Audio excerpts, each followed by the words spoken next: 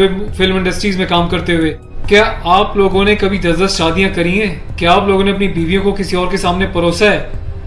क्या आपके घर में एक चाचा अपनी भतीजी के साथ, मामा अपनी भांजी के साथ, भाई अपनी बहन के साथ, मालिक अपने घर में काम करने वाली औरत के साथ सेक्सुअल रिलेशंस बनाता है? यही सब तुम सिखा रहे हो सोसाइटी को? यही सब तुम दिखा रहे हो अपनी फैमिली के थ्रू?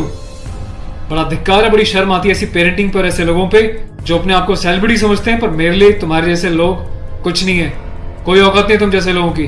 कभी गांव की भोली भाली महिलाओं के बारे में सेक्सुअल मूवीज बनाई जाती हैं, अलग अलग प्लेटफॉर्म्स पे, अलग अलग कंपनीज, अलग अलग लोग, उसमें दिखाया जाता है कि गांव की जो औरतें होती हैं वो कितनी कामुक होती हैं। कभी मामा के साथ भांजी, कभी चाचा के साथ भतीजी, कभी टीचर के साथ स्टूडेंट, कभी काम वाली के साथ उसका मालिक, कभी बाप के साथ बेटी।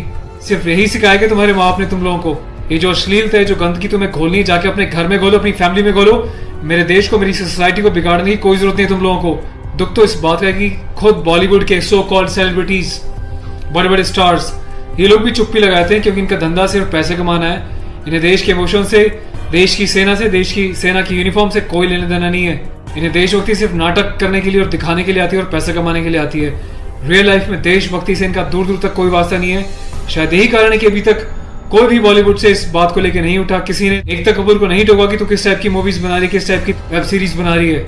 अभी हाल ही में जो है इसकी कंपनी ने और उससे मिलकर एक ऐसी वेब सीरीज बनाई है जिसमें एक इंडियन आर्मी का कर्नल रैंक के ऑफिसर्स को दिखाया है।